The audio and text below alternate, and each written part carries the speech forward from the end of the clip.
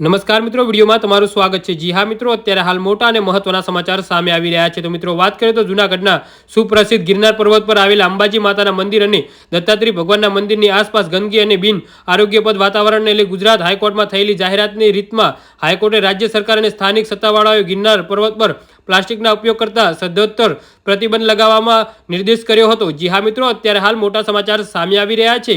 તો મિત્રો સમાચારમાં વધુ વિગતવાર વાત કરીએ તો હાઈકોર્ટે સ્પષ્ટ કહ્યું હતું કે માત્ર પ્લાસ્ટિક પર પ્રતિબંધ મૂકવામાં નહીં ચાલે, પરંતુ પ્લાસ્ટિકનો ઉપયોગ અટકાવવા માટે પણ કડક પગલાં લેવા પણ એટલા જ જરૂરી છે। ગિરનાર પર્વત અને પ્લાસ્ટિકના ઉપયોગ કરતા સદ્ધર પર પ્રતિબંધ લગાવવામાં નિર્દેશ કર્યો હતો। હાઈકોર્ટે સ્પષ્ટ કહ્યું હતું કે માત્ર પ્લાસ્ટિક પર પ્રતિબંધ મૂકવાથી નહીં ચાલે, પરંતુ પ્લાસ્ટિકનો ઉપયોગ અટકાવવા માટે કડક પગલાં લેવા એટલા જ જરૂરી છે।